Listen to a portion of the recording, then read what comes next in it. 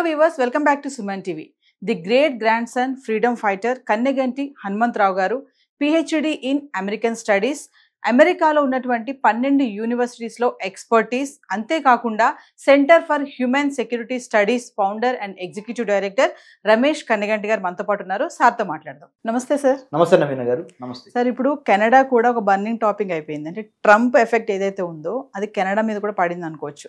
ఇమీడియట్గా అక్కడ ఉన్నటువంటి మన ఇండియన్ స్టూడెంట్స్ని డిపోర్ట్ చేసేస్తున్నారు. దీన్ని ఎలా చూడొచ్చు అంటారు? అసలు ఎందుకు ఎఫెక్ట్ పడింది అంటే ఏం చెప్తారు? 100% మేడం. నేను సుమన్ టీవీలో కరెక్ట్గా మనము జనవరి 20, 2025 మనం మాట్లాడుకున్నప్పుడే నేను చెప్పాను, ట్రంప్ ఎప్పుడైతే 100 ఎగ్జిక్యూటివ్ ఆర్డర్స్ సైన్ చేశాడో అప్పుడే చెప్పాను మీకు, మేడం రాబోతున్న 100 రోజుల్లో ట్రంప్ చేసే అన్ప్రెడిక్టబుల్, అంటే ఊహించలేనంత, ఊహకు అందనంత, మన ఊహకు అందనంత నిర్ణయాలు తీసుకుంటాడు. ఆర్థికంగా, రాజకీయంగా, సామాజికంగా, శాస్త్రపరంగా, సాంకేతికంగా, technological, political, economic, business, trade. Trump is going to create his own mark. He will be a trendsetter, and also he does believe in doing things which people cannot even expect. So that is his way of taking decisions. That is his leadership style. So అది అప్పుడే చెప్పాను. దాంట్లో భాగంగా I'm not surprised. 100% Donald Trump ఏదైతే చేశారో దాని పక్క దేశమైన కెనడాలో జస్టిన్ ట్రూడో ఇప్పుడు Canadian prime minister. America, Canada రెండు పక్కపక్కన ఉన్న నైబరింగ్ కంట్రీస్. మన ఇండియా పాకిస్తాన్ లాగా, ఇండియా చైనా లాగా, లేదా ఇంకొద్ది చెప్పాలంటే ఇండియా బంగ్లాదేశ్ లాగా, ఇంకా బాగా చెప్పాలంటే ఇండియా శ్రీలంక లాగా. అంటే మనకి ఎట్లయితే నైబరింగ్ కంట్రీస్ ఉన్నాయో అట్లానే ఉత్తర అమెరికా ఖండంలో, నార్త్ అమెరికన్ కాంటినెంట్లో 2 కంట్రీస్ ఉంటాయి madam.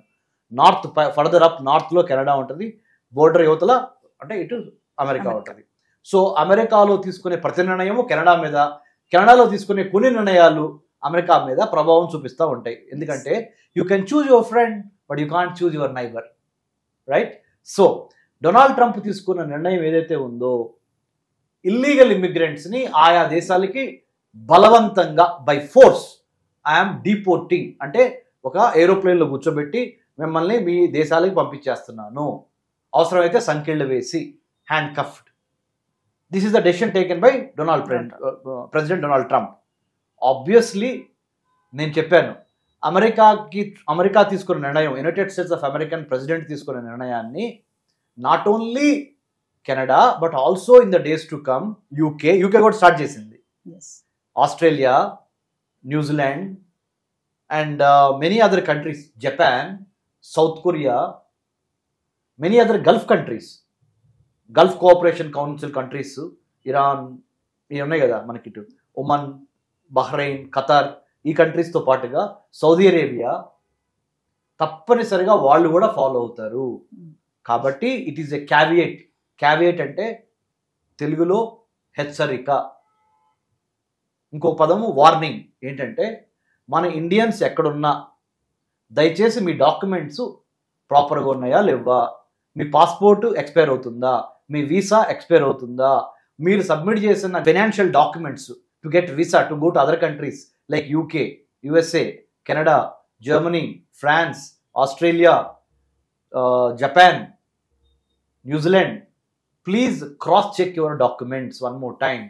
Already if you have committed mistake, don't stay in that country. Please come back. After United States of America implemented the executive order that was signed by the President Trump on 20th January 2025, will be having a cascading effect or a domino effect అంటారు. కరెక్ట్గా చెప్పాలంటే తెలుగులో ఒక పేక ముక్క వెళ్ళి ఇంకో పేక ముక్కమే పడుద్ది, అలా ప్యాక్ ఆఫ్ కార్డ్స్ పడిపోతూ ఉంటాయి. అలానే ఈ ప్రెసిడెంట్ డొనాల్డ్ ట్రంప్ తీసుకున్న నిర్ణయాన్ని అమెరికాతో పాటు Canada, Australia, Japan and then Norway, Sweden, UK, France, Germany అన్ని దేశాలు ఫాలో అవుతుంది. కాబట్టి be careful, be watchful, don't try to overstay in that particular country. So ఎందుకు సార్ ట్రంప్ తీసుకున్న నిర్ణయాలన్నీ మీరు అన్నట్టుగా ఆ దేశాలన్నీ ఫాలో అవుతాయి అంటున్నారు?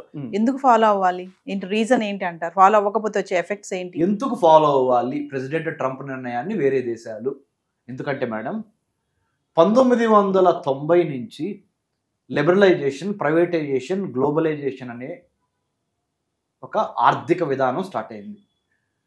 New liberal economic policy adopted by almost all the countries in the world, including in India. అప్పుడు మనకి మన తెలంగాణ, ఇప్పుడు తెలంగాణ, అప్పుడు మన ఆంధ్ర ముద్దుబిడ్డ, ఇప్పుడు తెలంగాణ ముద్దుబిడ్డ అని మీరు అనొచ్చు. పాములపర్తి, శ్రీ పాములపర్తి వెంకట మన నరసింహారావు గారు, పివి నరసింహారావు గారు, ఆయన వంగర గ్రామము, మరి ఇక్కడ మన తెలంగాణలో ఇక్కడ పుట్టి పెరిగిన ఆయన భారతదేశానికి 1991 నుంచి 96 మధ్య ఆయన ప్రైమ్ మినిస్టర్గా ఉన్నారు. అతి కీలకమైన దశ భారతదేశానికి, భారతదేశ దిశ మార్చిన కీలక సంవత్సరాలు ఇవి. అంటే సంకీర్ణ ప్రభుత్వంతో ఎప్పుడైనా తుమ్మితే ఊడిపోయే ముక్కులాగా అలాంటి ప్రభుత్వాన్ని ఆయన తన యొక్క అపర చాణక్య నీతితో, చాకచక్యంతో, అంటే his state craft has been so powerful, so calculative, so strategic in nature, he could navigate the troubled waters then and bring prosperity to India, including the late Prime Minister Dr. Manmohan Singh sir, an exceptional individual and a fine human being, Dr. Manmohan Singh sir, and Sri P.V. Narasimha Rao sir, the late Prime Minister again. Both of them, they have also got liberalization, privatization, globalization to India. ఇలా ప్రపంచంలో ఉన్న దేశాలన్నీ 1991 నుంచి నవీన గారు 2020 వరకు liberalisation, privatisation, globalisation బాగా నడిచింది. ఎప్పుడైతే కోవిడ్ వచ్చిందో, కరోనా వైరస్ 2019లో లాస్ట్లో స్టార్ట్ అయ్యి 2020, 2021 వరకు, 2022 వరకు తన ఎఫెక్ట్ని చూపించిందో, ప్రపంచ దేశాల్లో ఒక రకంగా లోకలైజేషన్ అనేది ఎక్కువైంది. అంటే ముందల మా దేశానికి సంబంధించిన, మా దేశ పౌరులకి విద్య, వైద్యం, ఆరోగ్యం, ఉపాధి అనే వాటి మీద మా ప్రభుత్వం మమ్మల్ని పట్టించుకోవాలి. దాని తర్వాతే వేరే దేశస్తుల నుంచి వచ్చిన వాళ్ళని కానీ, వేరే ఇమ్మిగ్రెంట్స్ అనండి, లేకపోతే వేరే దేశాల నుంచి వచ్చి ఇక్కడ చదువుకుంటున్నా లేకపోతే ఉద్యోగం చేసుకుంటున్నా వాళ్ళకే తర్వాత చెందాలి అనే ఒక స్పృహ ప్రపంచవ్యాప్తంగా అన్ని దేశాల్లో వచ్చింది. Localization has become now the new globalization. Localization now has become the new normalization.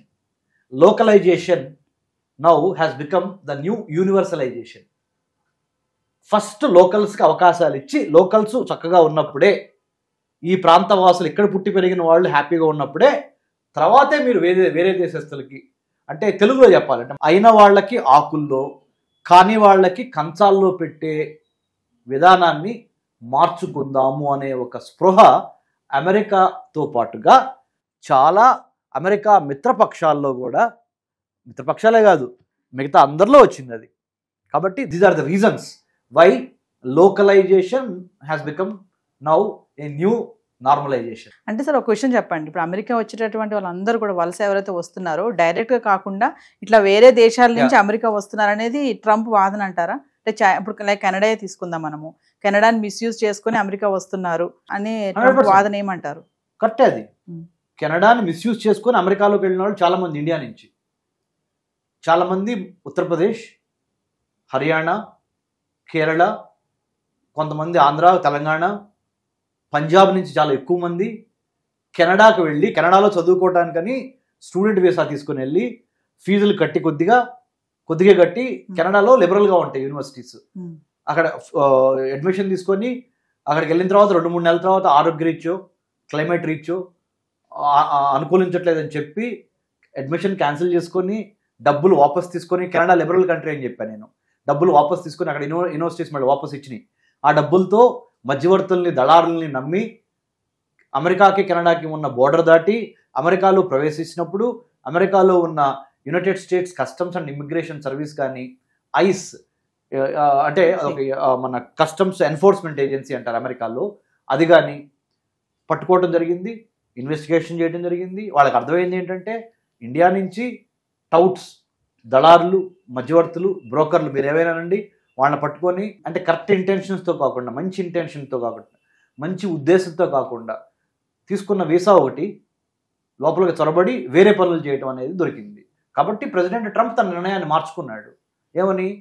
Canada బోర్డర్ని strengthen చేయటం, కెనడాకి అమెరికాకి ఉన్న బోర్డర్ని. తర్వాత మెక్సికో నుంచి కూడా చాలామంది లోపలికి వస్తున్నారు, దాన్ని స్ట్రెంగ్థెన్ చేయటము, వాల్ కడతాము, యుఎస్ మెక్సికో మధ్య వాల్ కడతాము. కెనడాని ఏమంటున్నాడు, అవసరమైతే నువ్వు చాలా వరకు నీ యొక్క సెక్యూరిటీ మేము చూస్తున్నాం కాబట్టి, నువ్వు డబ్బులు ఇవ్వట్లేదు కాబట్టి నార్త్ అట్లాంటిక్ ట్రీటీ ఆర్గనైజేషన్ కానీ ఇంకోటి కానీ దాంట్లో మేము we are protecting you Canada. You don't have very good standing army, you don't have very good arms ammunitions and other technology. We are taking care of you, but you are not paying anything to us. Let's do one thing. రాజ్యంగా మీరు బతకాల్సిన అవసరం లేదు. You don't need to be an independent country. Be part of America as a 51st state of United States of America. మాలో కలవండి. America సంయుక్త రాష్ట్రాలు 50 ఉన్నాయి కదా, మీరు 51వ రాష్ట్రం అండి. మీ మంచి చెడు మేము చూసుకుంటాం. ఎదురు మీరు మాకేం డబ్బులు కట్టట్లేదు కదా, మీ గురించి మేమే పట్టించుకుంటున్నాం కదా, మీ మీద యుద్ధం జరిగితే మేము పోరాడడానికి రెడీగా ఉన్నాం కదా అని డొనాల్డ్ ట్రంప్ ఆ విధంగా కూడా కెనడియన్ ప్రైమ్ మినిస్టర్ జస్టిన్ ట్రూడోకి మొహమ్మద్ చెప్పేశాడు. కెనడియన్ ప్రైమ్ మినిస్టర్ జస్టిన్ ట్రూడోకి మొహమ్మద్ చెప్పాడయ్యా, నువ్వు నీ దేశాన్ని కాపాడుకోవటంలో ఫెయిల్ అవుతున్నావు, దయచేసి మా 51వ అమెరికా సంయుక్త రాష్ట్రంగా కా అని చెప్పాడు. Of course Canadians they are not happy about it. They strictly opposed whatever Trump has said. So we have to wait and see what will happen. But నేను చెప్తుంది ఏంటంటే, కెనడాని వాడుకొని భారతీయులు వేరే దేశాల వాళ్ళు కూడా కెనడాలో అడ్మిషన్స్ తీసుకొని కెనడాలో వ్యాపారం అని చెప్పి వెళ్ళి కొన్నాళ్ళు ఉండిన తర్వాత అక్కడి నుంచి అమెరికాకు వెళ్ళటం అనేది ఫైనల్ డెస్టినేషన్గా చేసుకున్న మాట వాస్తవము. దొంగ లెక్కలు, దొంగ పత్రాలు, దొంగ పేపర్ డాక్యుమెంటేషను చూపించిన మాట వాస్తవము. కాబట్టి ప్రెసిడెంట్ ట్రంప్ అట్లా రియాక్ట్ అయ్యాడు. థ్యాంక్ యూ నవీన్ గారు.